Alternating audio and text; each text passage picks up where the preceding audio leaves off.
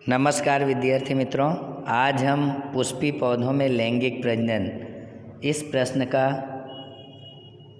संपूर्ण विवरण देखेंगे। आइए शुरू करते हैं आज का लेसन।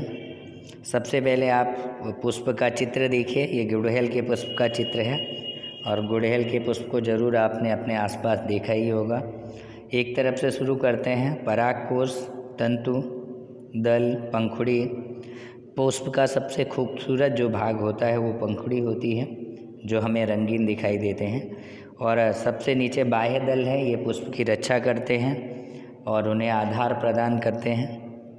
उसके बाद में पुष्प पे स्त्री केसर के भाग हैं, वर्तिकाग्र है, वर्तिका है और अंडाशय है। इस चित्र को आपको बार बार प्रैक्टिस करके तैयार कर लेना है ताकि बिना देखे आप बना सकें। आगे चलते हैं। अब देखेंगे कि आवृत बीजधारी यानी एंजियोस्पर्मी के जो जननांग पुष्प में अव्यवस्थित होते हैं। आप पुष्प के विभिन्न भागों के बारे में पहले ही पढ़ चुके हैं। कौन कौन से भाग होते हैं? बाह्य दल, पंखुड़ी, पुंकेसर, स्त्री केसर।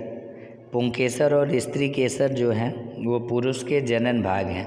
पुष्प के जनन भाग हैं पुंकेसर और स्त्री केसर, जिनमें जनन कोशिकाएं होती हैं। और पंखुड़ी एवं बाह्य दल के क्या कार्य हो सकते हैं? बाह्य दल जो दलपुंज होते हैं वो कीटों को आकर्षित करने का कार्य करते हैं, और जो बाह्य दल होता है वो पौधों को पुष्प को आधार प्रदान करता है और उनकी रक्षा करता है। और जब पुष्प में पुंकेसर अथवा स्त्री केसर में से कोई एक जननांग उपस्थित होता है तो वो ऐसे पुष्प एक लिंगी पुष्प कहलाते हैं, जैसे पपीता, तरबूज। और जब पुष्प में पुंकेसर एवं स्त्री केसर दोनों उपस्थित होते हैं, जैसे गुड़हल या सरसों में, तो उन्हें उभयलिंगी पुष्प कहा जाता है। पुंकेसर जो होते हैं नर जननांग हैं। ये परागकण बनाते हैं और परागकण सामान्यतः पीले हो सकते हैं।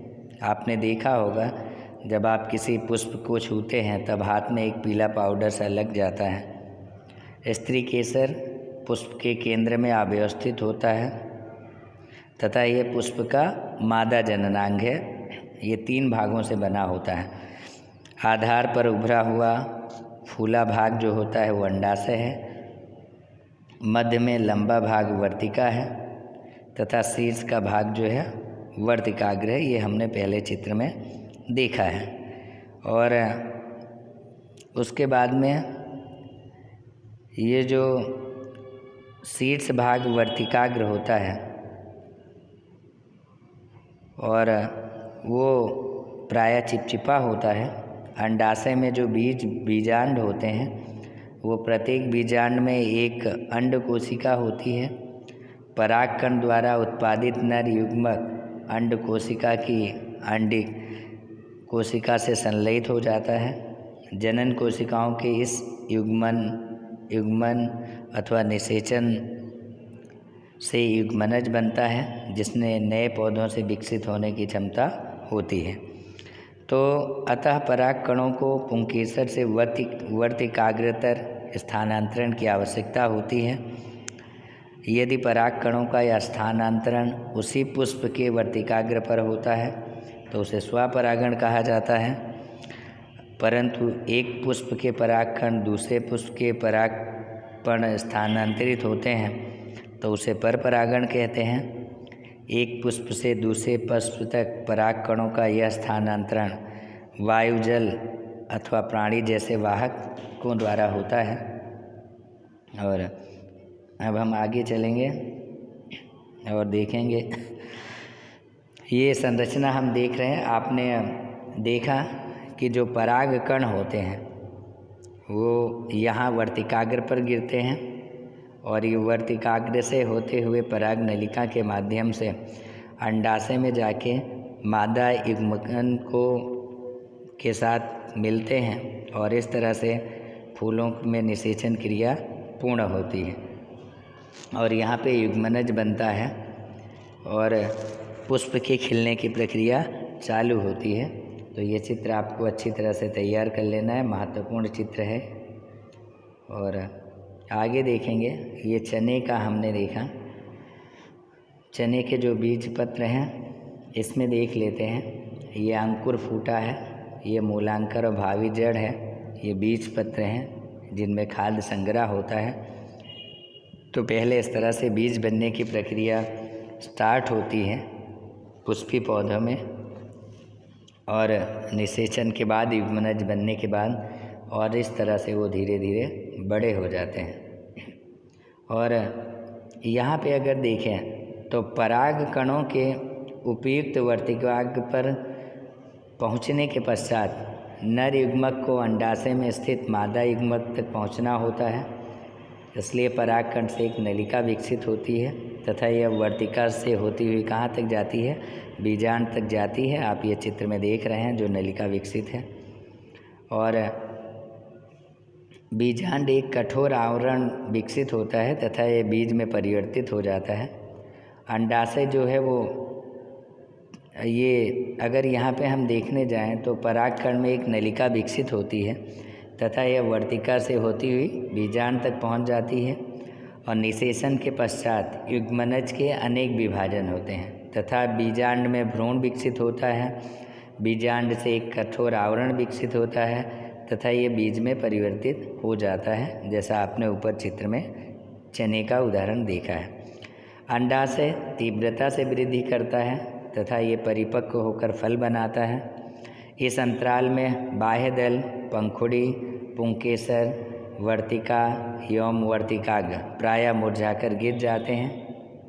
क्या आपने कभी पुष्प के किसी भाग को फल के साथ अस्थायी रूप से जुड़े देखा है? सोचिए, बीज बनने से पौधों को क्या लाभ है।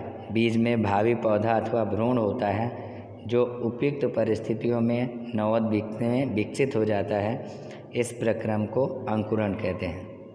विद्यार्थी मित्रों, अगर हम देखें तो पौधों में दो चीज़ें होती हैं। पौधों में एक नर भाग होता है, एक मादा भाग होता है। नर भाग में पुंकेसर आते हैं, मादा भाग में स्त्री केसर आता है। और जो पुंकेसर होते हैं, इस तरह से जिनमें पुंकेसर और स्त्री केसर दोनों पाए जाते हैं उन्हें उभयलिंगी कहते हैं। और जिनमें अलग अलग पाए जाते हैं और कुछ ऐसे होते हैं जिनमें एक ही पाए जाते हैं, वो हमने आगे देखा, तो उन्हें एक लिंगी कहा जाता है, जिसमें स्त्री केसर और पुंकेसर दोनों एक ही पौधों के ऊपर पाए जाते हैं।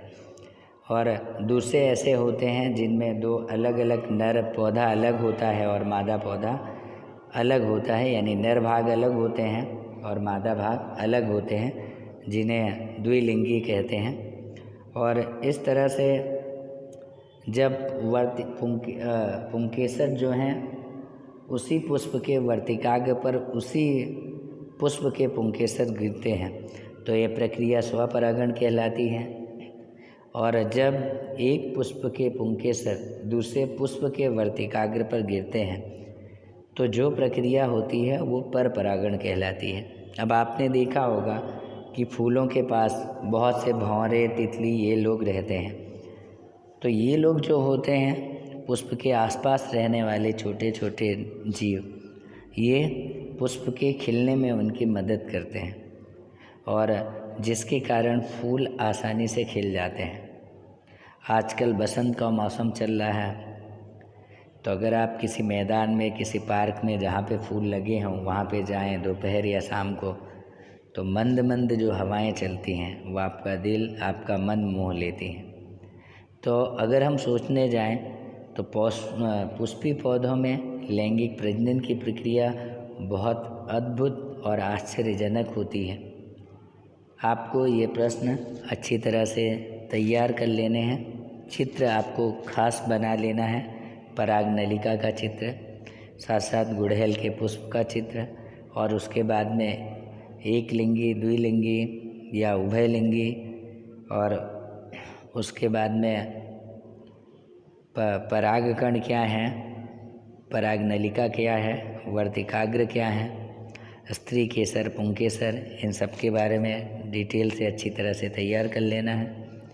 और आज ये वीडियो पूरा होने के बाद आप ये संकल्प लें कि मैं ये प्रश्न अभी का अभी तैयार कर लूँगा और आज ही इस प्रश्न को तैयार कर लीजिए।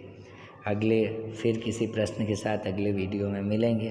तब तक स्वस्थ रहें, मस्त रहें। धन्यवाद। Thank you so much.